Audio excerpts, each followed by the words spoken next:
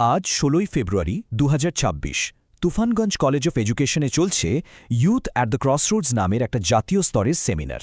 এখন lunch break, আর এই সুযোগে চলুন না সকালের সেশনগুলোতে কি ইন্টারেস্টিং আলোচনা হলো তার একটা ছোট্ট রিক্যাপ করে নেওয়া যাক। ঠিক এখানেই এই তুফানগঞ্জ কলেজ অফ এডুকেশনের সেমিনার হলে সকাল থেকে অধ্যাপক, গবেষক আর ছাত্রছাত্রীরা মিলে একটা দারুণ জ্ঞান চর্চায় মেতে উঠেছেন। একের পর এক সেশনে চলছে গভীর আলোচনা। তো প্রশ্নটা হলো, সকালের এই সব আলোচনা থেকে আসল নির্যাসটা কি, মানে মূল কোন বিষয়গুলো উঠে এলো? চলুন এই প্রশ্নটা মাথায় রেখেই আমরা সকালের পুরো জার্নিটা একবার দেখে আসি। সত্যি বলতে সকালটা ছিল একেবারে ঠাসা একটা প্রোগ্রাম। দিনের শুরুটা হয়েছিল দারুণ ফর্মাল একটা আবহাওয়ায়, যা কিন্তু পুরো দিনের জন্য একটা চমৎকার টোন সেট করে দিয়েছিল। দিনটা শুরু হয়েছিল ঠিক সকাল 10টায় একটা উদ্বোধনী অনুষ্ঠানের মধ্যে দিয়ে। এরপর আমরা একে একে শুনলাম সুনীল চন্দ্র সরকার, পলাশ দে আর ধীমানশীলের মতো বিশিষ্টজনেদের মূল্যবান কথা, যা এই সেমিনারের উদ্দেশ্যটাকে একদম স্পষ্ট করে দিয়েছে। উদ্বোধনী পর্ব শেষ হতেই শুরু হলো দিনের অন্যতম আকর্ষণীয় একটা অংশ।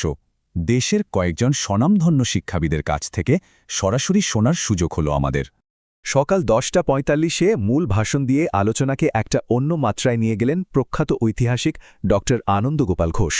ওনার গভীর বিশ্লেষণের পর আমরা ড. আব্দুল কাদের সাফিলি এবং ড. অমল মণ্ডলের কাছ থেকে দুটো খুবই গুরুত্বপূর্ণ আর তথ্য সমৃদ্ধ বক্তব্য শুনেছি। মূল ভাষণের পর আলোচনা আরও জমে উঠল একাডেমিক সেশনে। লাঞ্চের ঠিক আগের এই অধিবেশনটা ছিল বিভিন্ন দৃষ্টিকোণ থেকে পুরো বিষয়টাকে দেখার একটা দারুণ সুযোগ। এই পর্বে মঞ্চে ছিলেন বেশ কয়েকজন অভিজ্ঞ শিক্ষাবিদ, ড. প্রদীপচন্দ্র দাস থেকে শুরু করে শ্যামল দেব পর্যন্ত। প্রত্যেকেই তাদের নিজস্ব গবেষণা আর অভিজ্ঞতা থেকে এত মূল্যবান মতামত তুলে ধরলেন, যা আলোচনাটাকে আরও অনেক বেশি সমৃদ্ধ করেছে। আর এই সমস্ত আলোচনার মূলে কিন্তু ছিল একটাই ধারণা, যা এই স্লাইডটা খুব সুন্দরভাবে দেখাচ্ছে, মানে কিভাবে আমাদের ঐতিহ্যবাহী শিক্ষা আর এই নতুন ডিজিটাল যুগ, এ দুটো ভিন্ন শক্তি একসাথে মিলে আমাদের পরবর্তী প্রজন্মের জাতীয় চেতনা গড়ে তুলছে। সকালের প্রত্যেক বক্তাই কিন্তু এই সংযোগস্থলের নানান দিক নিয়ে কথা বলেছেন। সকালের পর্ব তো শেষ হলো, কিন্তু আলোচনা এখনও বাকি আছে। মধ্যাহ্নভোজের পর বিকেলের সেশনেও কিন্তু আমাদের জন্য অনেক কিছু অপেক্ষা করছে। চলুন দেখি বিকেলের প্রোগ্রামে কি আছে। লাঞ্চের পর ঠিক 2টো থেকে শুরু হবে গবেষণাপত্র উপস্থাপনের পর্ব, যেটা টানা 2 ঘণ্টা ধরে চলবে। এরপর থাকছে ড. আনন্দগোপাল ঘোষের সমাপনী ভাষণ, আর সবশেষে ফটো সেশন ও জলখাবারের ব্যবস্থা। মানে একটা পরিপূর্ণ একাডেমিক দিনের যোগ্য সমাপ্তি, তাই না? সবচেয়ে গুরুত্বপূর্ণ বিষয় হল বিকেলে যে পেপারগুলো প্রেজেন্ট করা হবে সেগুলোর টপিকগুলো কিন্তু দারুণ ইন্টারেস্টিং। যেমন ধরুন যুব সমাজের পরিচয় সংকট, সোশ্যাল মিডিয়ার প্রভাব, আর আজকের যুগে জাতীয়তাবাদের জটিল সমীকরণ। এইসব অত্যন্ত প্রাসঙ্গিক বিষয় নিয়ে আলোচনা হবে।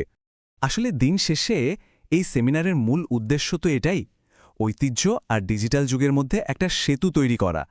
আজকের এই পুরো আলোচনাটা সেই সেতু বানানোরই একটা চেষ্টা। তাই এই লাঞ্চ ব্রেকে আমাদের সবার জন্য একটা প্রশ্ন রইল, আজকের এই আলোচনাগুলো ঠিক কিভাবে আমাদের পরের প্রজন্মের জন্য ঐতিহ্য আর আধুনিকতার মধ্যে একটা সুন্দর মেলবন্ধন ঘটাতে পারে। এই ভাবনাটা নিয়েই চলুন বিকেলে সেশনের জন্য প্রস্তুত হওয়া যাক।